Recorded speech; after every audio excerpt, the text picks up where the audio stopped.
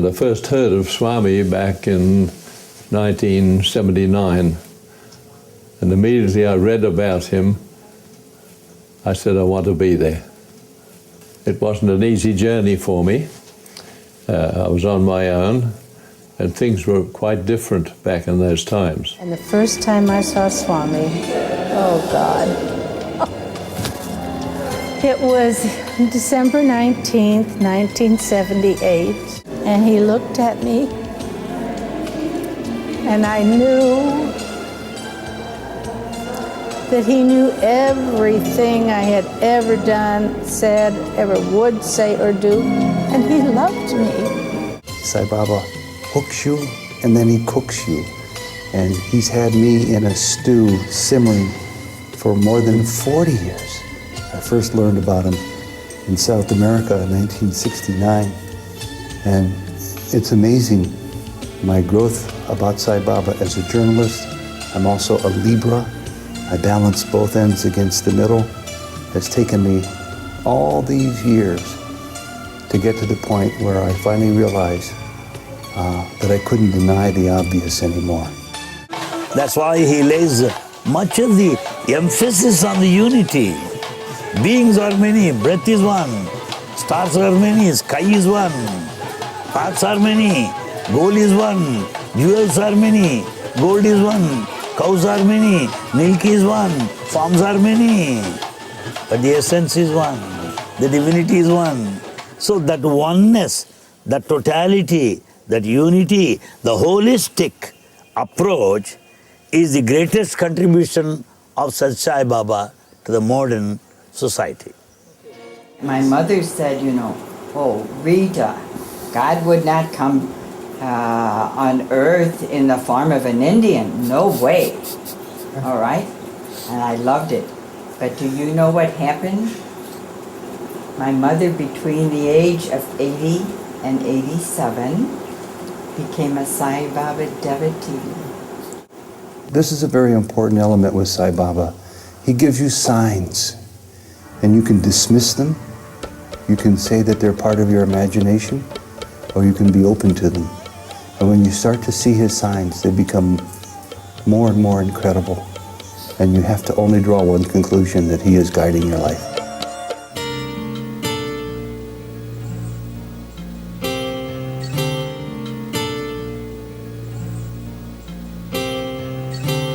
In a world continuously unfolding from a distant past, could there be one with the power to bridge the most subtle of spiritual profundity with real practice on the physical plane? In a world smitten with the division of divorcing vices, could there be one of value drawing the strings of unity? In a world of apparent differences, different countries, different colors, and different cultures, could there be one God for the many parts?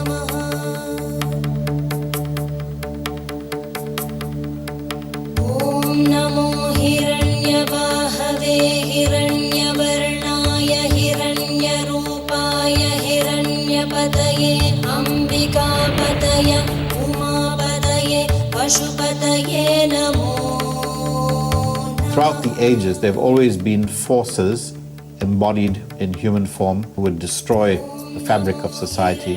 There would be people who would destroy the way of living. They would destroy the concept of righteousness, of integrity, of compassion, of love, of social fabric. Now, within the Hindu tradition, there is the concept of the avatar, and it's a tradition that goes back countless thousands of years, where God has incarnated at different times in the human history for different purposes of preserving the human race and the very values that make us human.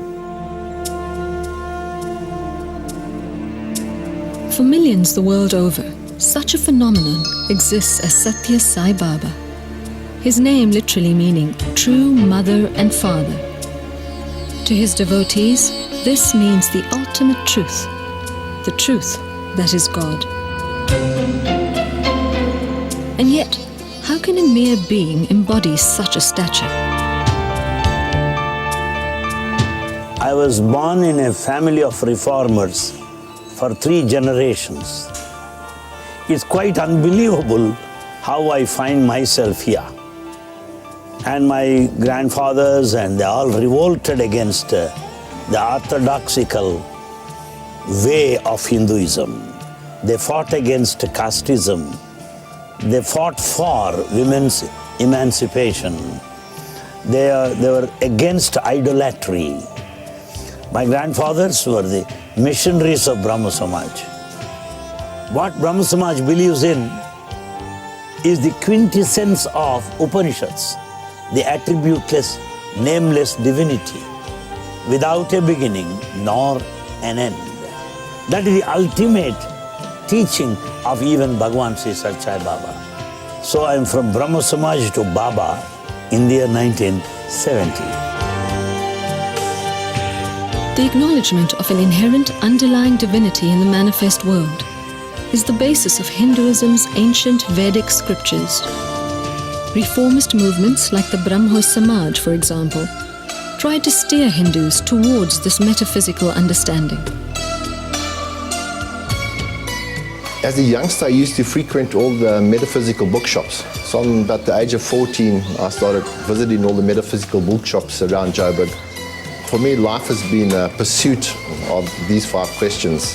Who am I? Where am I from? Why am I here? What have I got to do? Where am I going? Going back many, many years ago, I came across Arthur Osborne's book on Sri Sai Baba. But by that stage, I was so familiar with the avatars, Rama, Krishna, Vamana, all the different avatars, that I knew instinctively that Sathya Sai was basically God walking on earth. The story of this phenomenon begins in India almost 85 years ago, in a humble hamlet that was not yet on any map. Today, Puttaparthi, as it is called, is a hive of expansion with its own airport, a sprawling university, a super speciality hospital, and, for his devotees at least, a spiritual heaven on earth, Prashanti Nilayam, or the abode of highest peace. And the first time I saw Swami, oh God, it was December 19th, 1978. I can still see his face. Swami came off and he looked at me, and I knew that he knew everything I had ever done, said, ever would say or do, and he loved me. Irrespective of our cultures or our race or wherever we live, it is that ability to live according to these higher values, continuously evolving to what would be the highest value that could manifest in our life, and that is unconditional love. That is the intent of an avatar. As an avatar, the divine descends on the earthly plane in order to restore righteousness and raise the consciousness of man to the realm of the divine. Well, it so happened that my wife fell sick, and I took her around about 13 doctors in the city. But finally, somebody said, why don't you take her to Prashanti Nilayam? Well, it's almost a threat to the family. So I came here along with her and 4 of my kids with a promise that she would not insist me to do namaskar to Swami, that she would not insist me to stay there for more than 4 days. But she used to tell me every day, why don't you come and sit for a day out of curiosity? You don't have to believe him. Why can't you come and sit for some time? I said, what was our original condition? But on the last day, I said, okay, let me see how you look. So I went along with the 4 children, standing at a far off distance, such that I don't want to be influenced by being close to him. Most unusual, he came all the distance walking and stood in front of me staring and did not leave the place until I did namaskar. So I did like that with great difficulty. And thereafter, while Swami while retiring, suddenly a plate appeared in his hands with laddus, sweets. And he took that plate and started distributing laddus to workers there. Well, I thought, what all I read about this miracle man is true. Plate appearing all of a sudden with his sweets from nowhere. And I thought within myself for a moment, if you are really the divine, see that this lady will have normal health. Believe me or not, by the time we returned home, she was perfectly all right. That made me a little bit interested in Swami. Then I bought so many books, started reading. And his teachings are not against the principles of Brahma Samaj. But all the ideology that I believe in till now is not contradictory to what Swami says. On the other hand, they are complementary. I feel now that I'm a better Brahmo than what I was nearly 38 years ago. When I first came in 1978, this is the only place I wanted to be. I went home and my husband said, well, who is he? I said, he's God. So this phenomenon is a global phenomenon that is touching the lives of millions of people all across the planet in different countries. And what it really is the presence of divinity or God walking amongst us.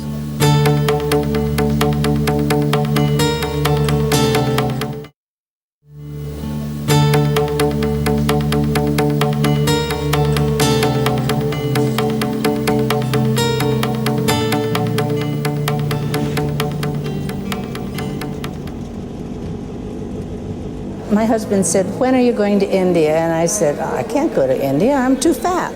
I was, serving him his dinner then. He said, call Bernice and see if there's anyone going. So I called, and there was someone from the meditation group going. He gave me the phone number. I called that number. There was one ticket left, and I left the 13th of December, 1978 to come home. And I first heard of Swami back in 1979, and immediately I read about him. I said, I want to be there. It wasn't an easy journey for me.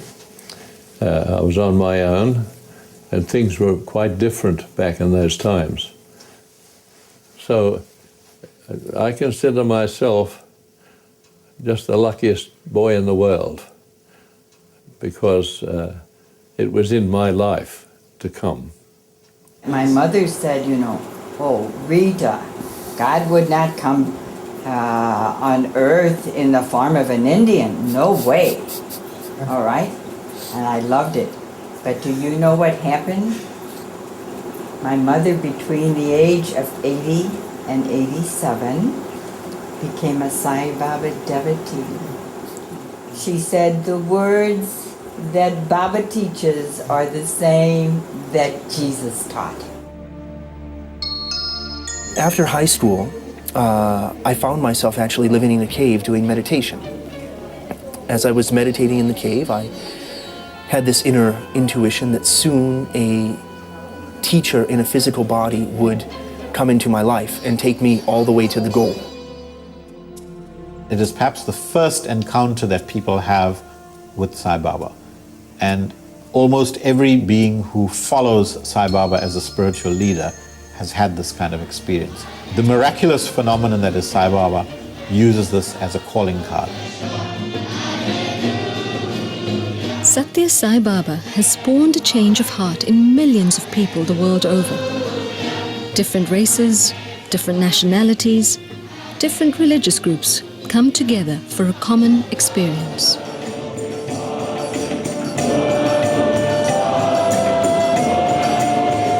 At Prashanti Nilayam, religious festivals of different faiths are observed throughout the year. Even during Christmas, people come from all over the world to participate in the Christmas program, that they themselves host.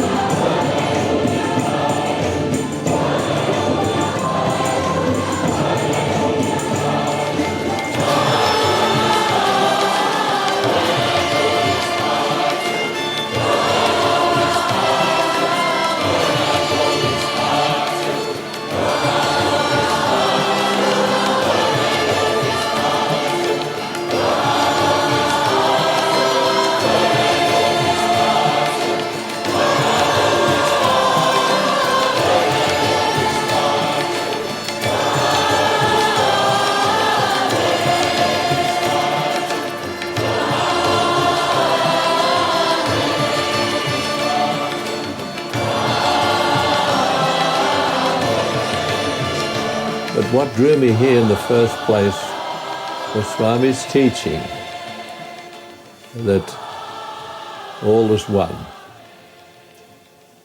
His teaching that we should love everybody, that you love the indweller.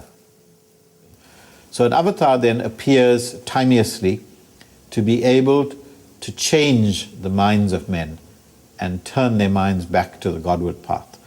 So whether we approach it from a Christian perspective, a Muslim perspective, a Hindu perspective, a Jewish perspective, an African traditional religion perspective, the goal is the same, that all humans want a peaceful life. All humans want to live in love and be loved. This ashram, under the guidance of Sri Sathya Sai Baba, is host throughout the year to numerous festivals of different languages and from the various faith traditions, all with an emphasis on spiritual unity. Sai Baba made it very well known that Sathya Sai is not a religion, that Sathya Sai is not a cult, that Sathya Sai teachings are universal. That the body is gifted to serve the community. It is for the service to the society. దానికి మనం సొసైటీకి మనం సిద్ధంగా ఉండాలా. We should be prepared, ready to serve the society. అదే మనకు నిజమైనటువంటి సేవ. That is the true service, the spirit of service. Because till now I am a Christian carrying the banner of Christianity. Till now I am a Muslim carrying the brand name of Islam. What Swami wants you is live up to your religion. Meaning, religion is banner, religiousness is manner, in which you translate principles of religion into action. You won't find a program like this anywhere else in the world, that people flock here for Christmas. That's the joy of the music and the joy of loving God coming through your body. Use the body like that. There is one God, and He is love. All He wants us to do is love. Love, love, love, love. The songs that we sing on Christmas Eve, are they traditional carols? No. They're praise and worship songs. We're offering our love to Swami through these songs. And when we do that, it's not a performance, it's heart to heart. It has to be that way, from our hearts to His. If we don't have it here, it won't come out here.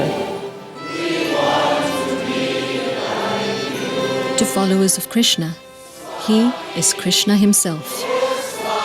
To followers of Hanuman, He appears as Lord Ram.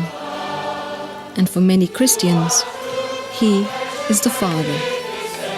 Hence festivals like Christmas, for example, are elaborate celebrations of bonding and love.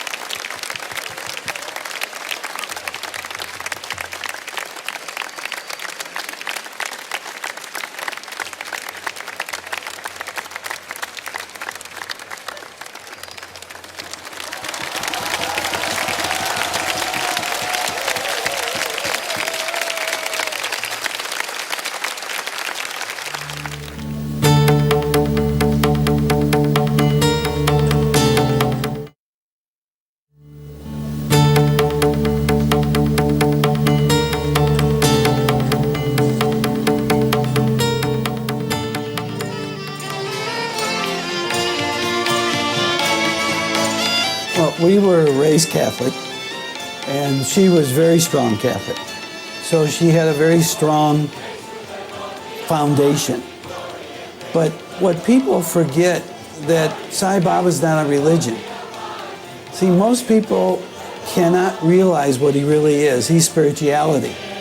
Religion is a path. Spirituality is our goal.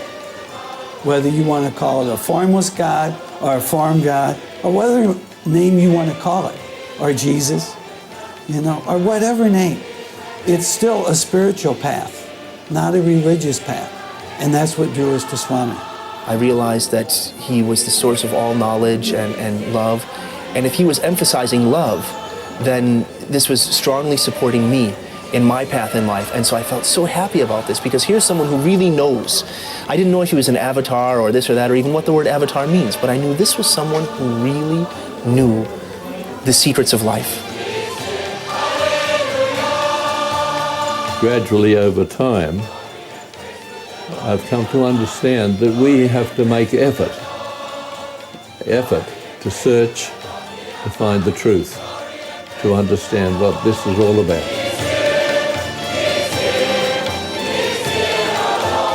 Is being in a community of like-minded beings, like-minded souls that's said about their lives, I now want to focus solely on God.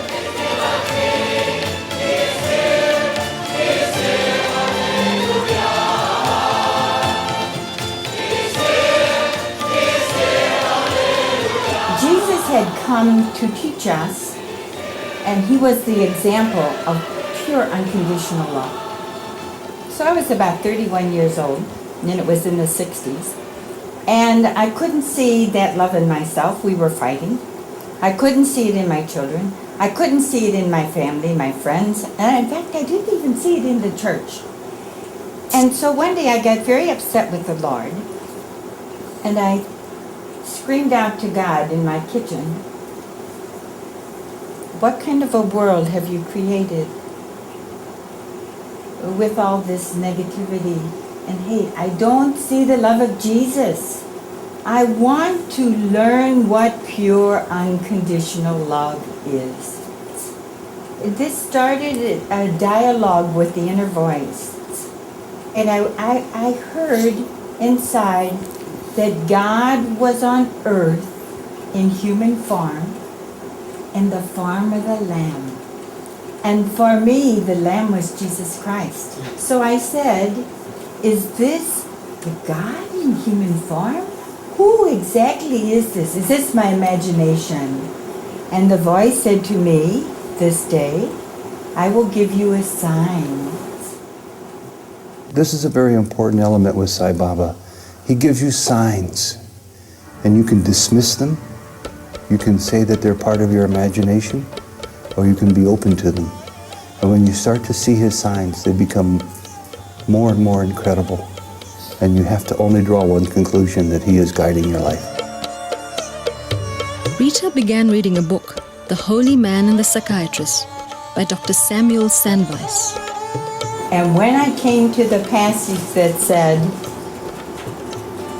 I am the Lamb, Baba is the sound of the Lamb, I am God in human form, tears ran down my face because I knew I had found the God I was told about in 1968. And that is what Sai Baba has taught us. Not religion. It is the love that we all hunger for. It is the understanding, and it is the peace. Yes, people come here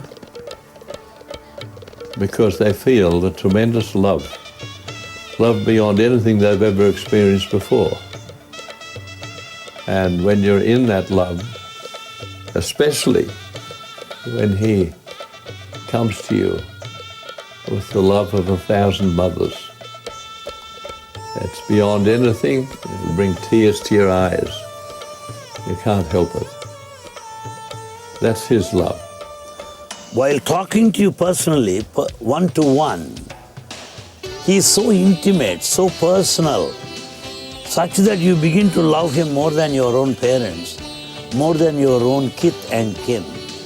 Suddenly comes a moment, he comes forward with his divinity, that he knows everything, that he is everywhere, that he is capable of doing anything, anywhere, any point of time to anybody.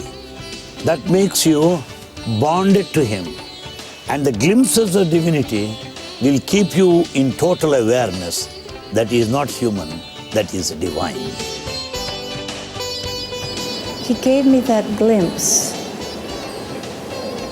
And I think that is what has cemented me, along with his love, to his feet. I've done over 100-hour-long interviews. And after so many interviews and so many people's stories that were so credible, that were so powerful, these are not people who have big egos. These are not people who are selling their story.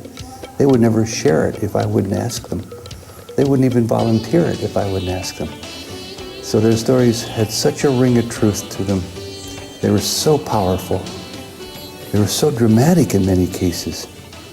They're so loving that I finally got to the point in my career and in my life as a Sai Baba admirer where I could not deny it anymore. And so I'm to the point in my life where I literally believe, as he says, he is God, you are God, you are God, you are God.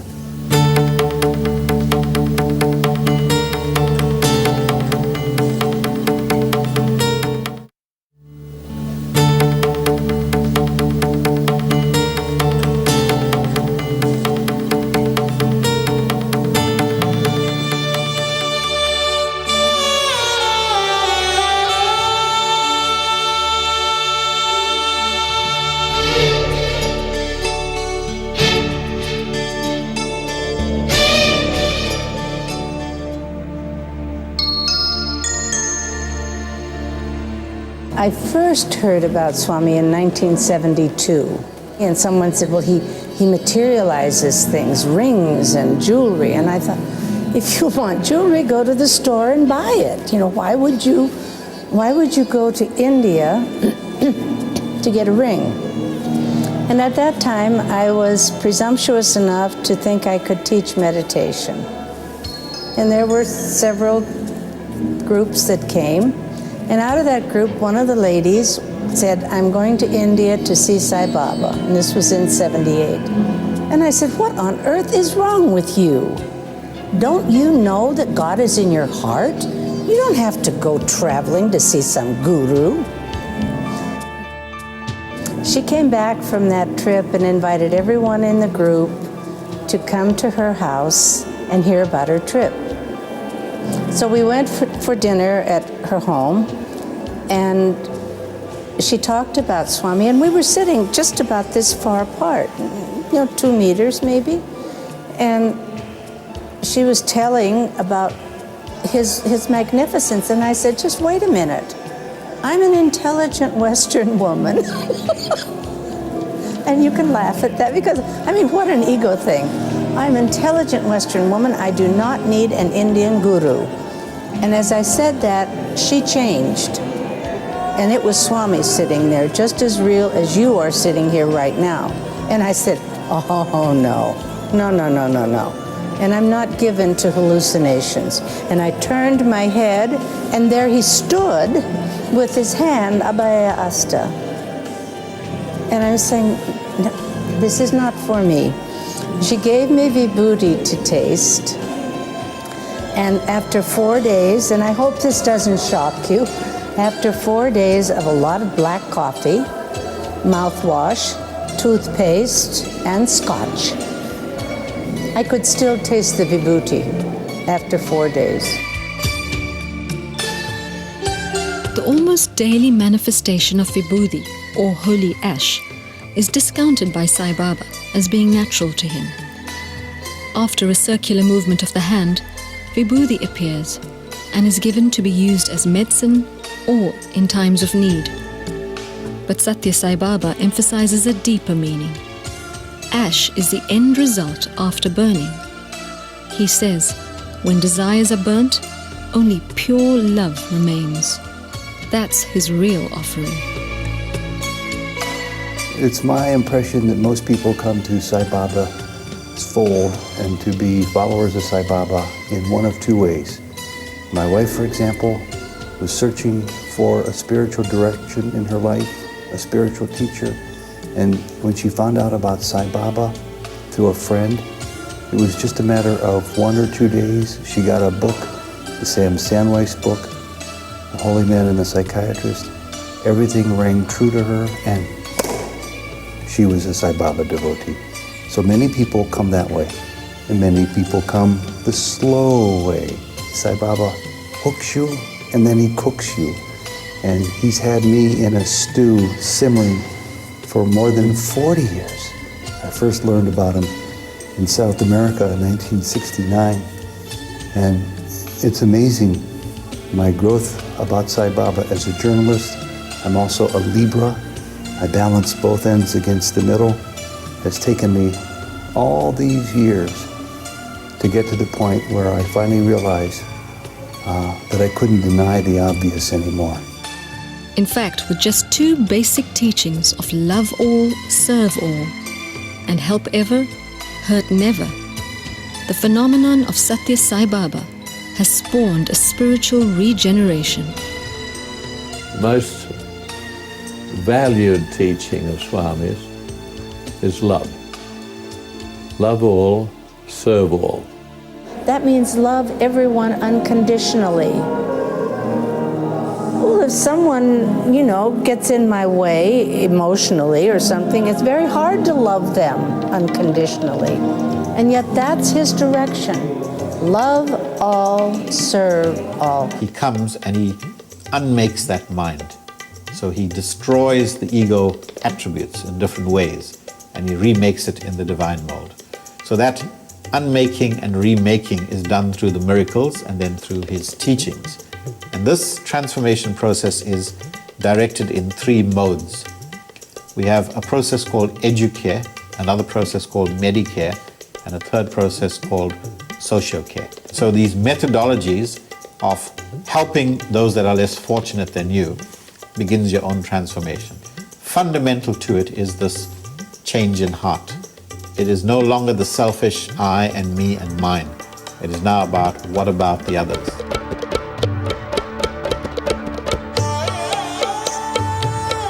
Sai Baba says that his life is his message.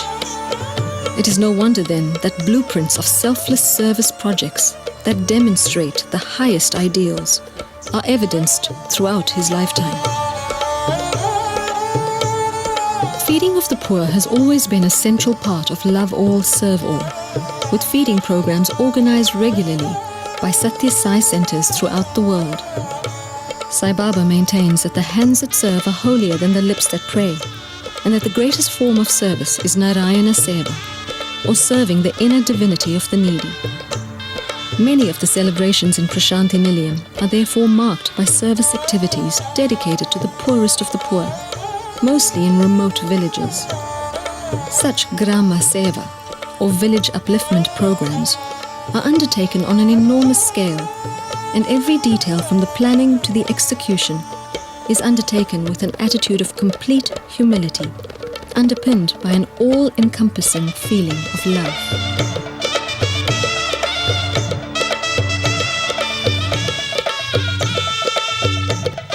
Life in rural India is often trying due to scarcity of even the most basic essentials for survival.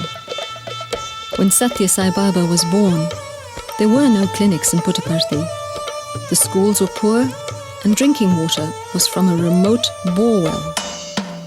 In his lifetime, he has ensured that these basic needs were not only met in his village, but has become a formula for emulation throughout the world.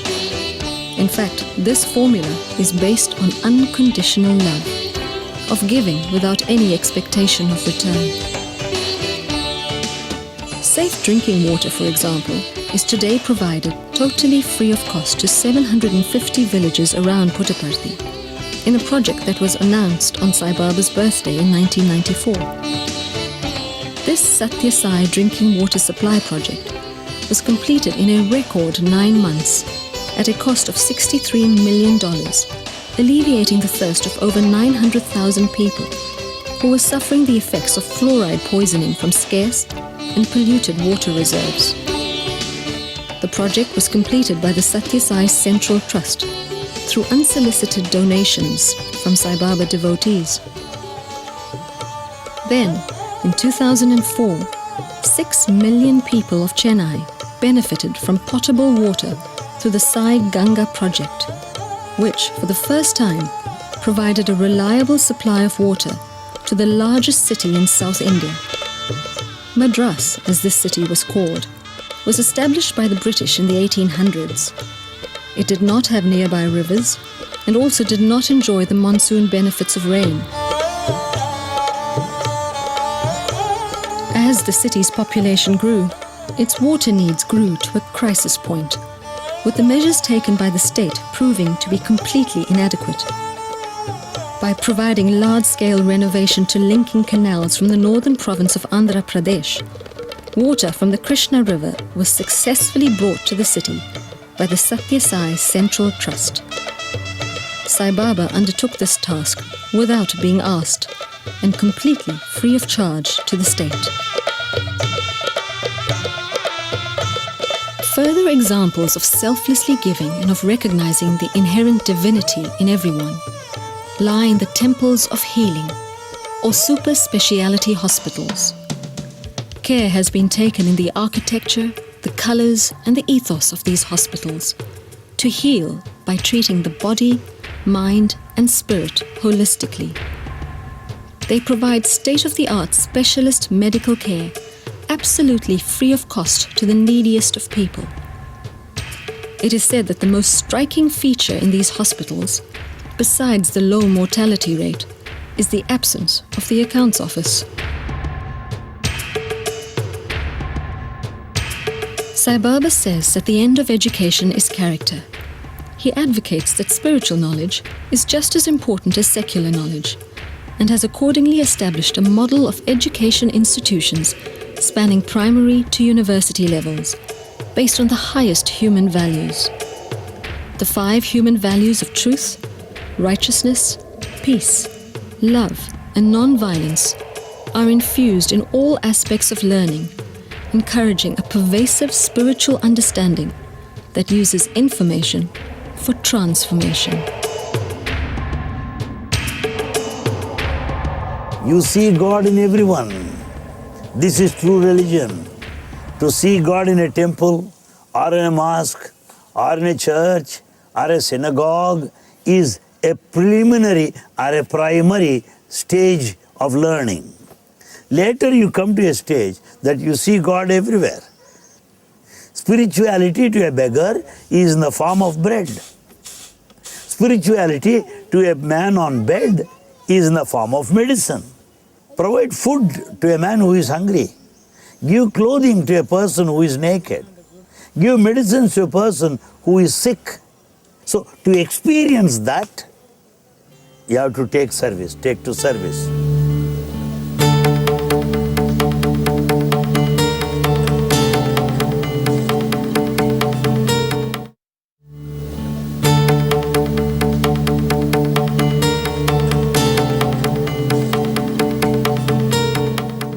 One of the most striking things about India is not the extremes of poverty and opulence, or even the inexplicable order amidst the chaos.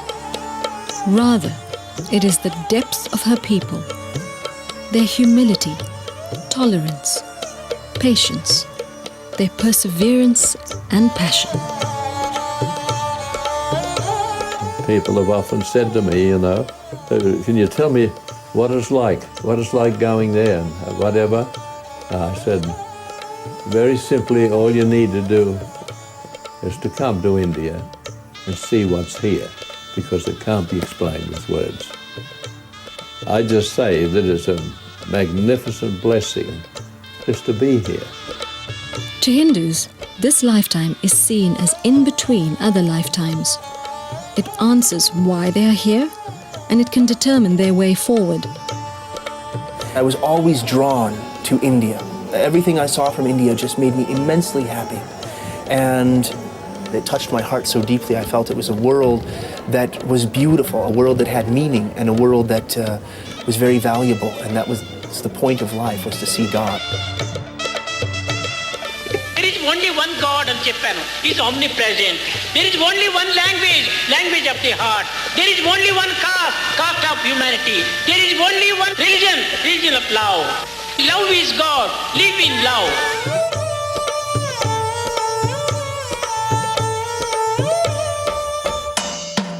If only we'd understand that wherever we've got pain, wherever we've got suffering of any kind, God's grace is there at its best.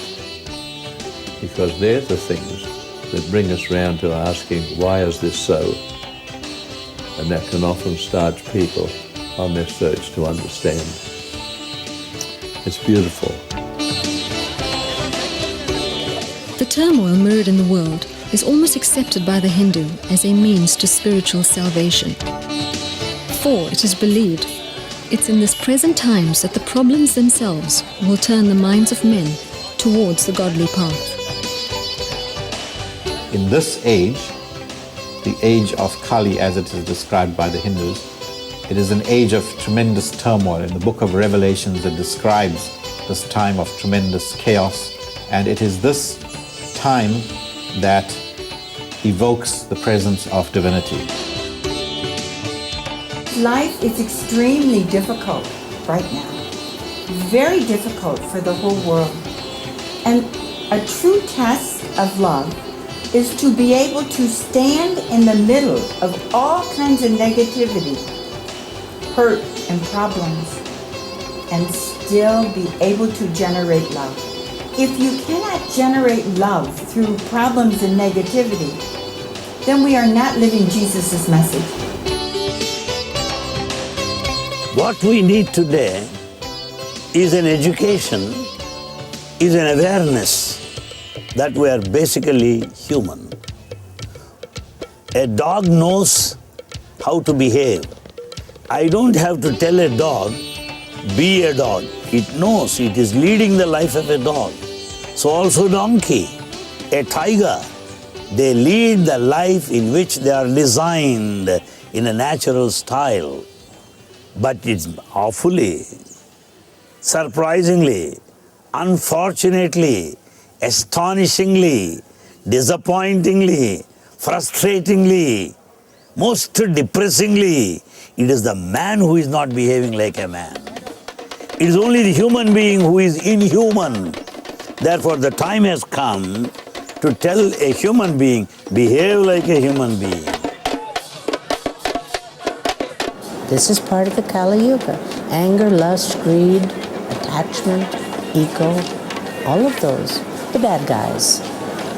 They're in each one of us, just as the Atma is in there. That's why he lays much of the emphasis on the unity. Beings are many, breath is one, stars are many, sky is one, paths are many, goal is one, jewels are many, gold is one, cows are many, milk is one, forms are many, but the essence is one, the divinity is one.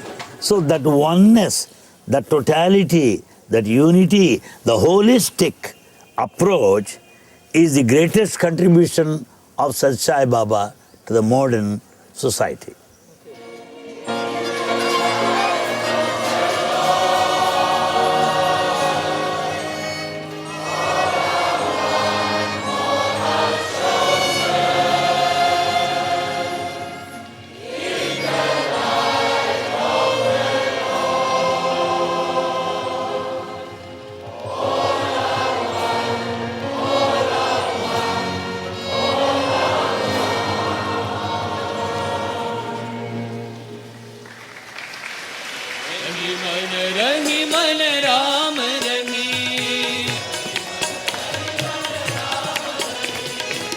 God consciousness is being aware of God, being mindful of God as much as possible.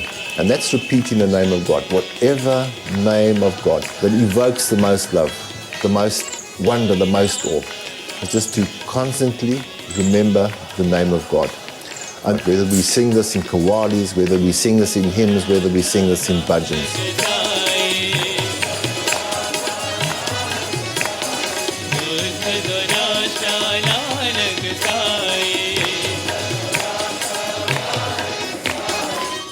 to Hinduism, in this present age of Kali, Nama Smarana, a constant remembrance of the names of God, is encouraged in order to control the mind.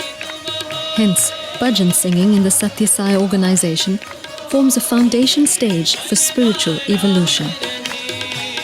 The thing that Swami says is so easy. He said the mind is easy to control. It can liberate you or it can bind you, but it's easy to control.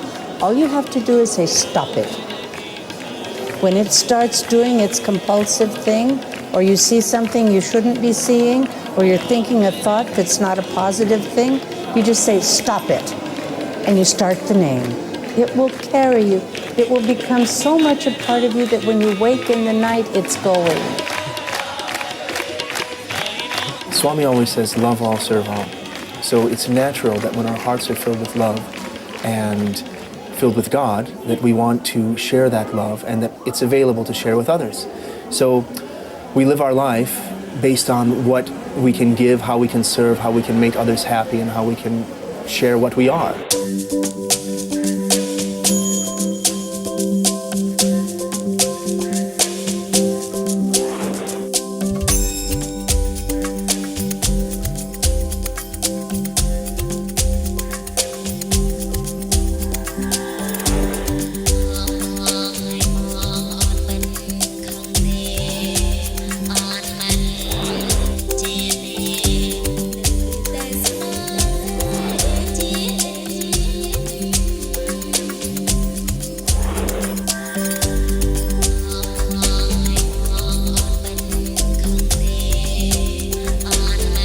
Whether an avatar, a god, or a spiritual leader, today, countless souls are recipients of Sai Baba's grace through the projects he inspires, undertaken by Sai Baba devotees worldwide.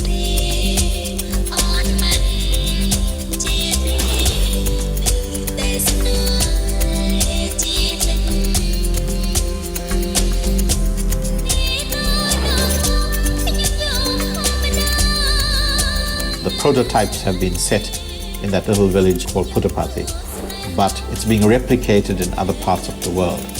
And this is the seed idea. As the millennium unfolds, we will begin to see that more and more people take up this activity of selfless service to benefit others.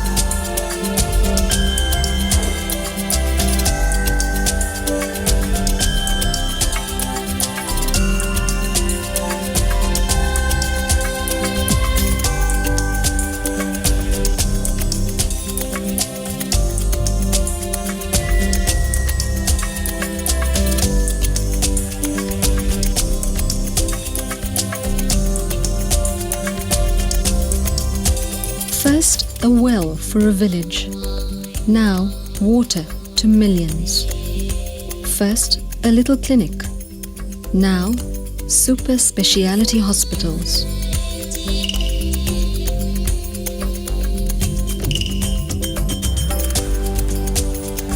First, a primary school. Now, model institutions of higher learning. First, a humble abode. Now, the majestic Prashanti Nilayam. These astounding changes on the Indian subcontinent can barely mirror the unbelievable global change inspired by Sathya Sai Baba. Different countries, different colors, different cultures. One God for the many parts.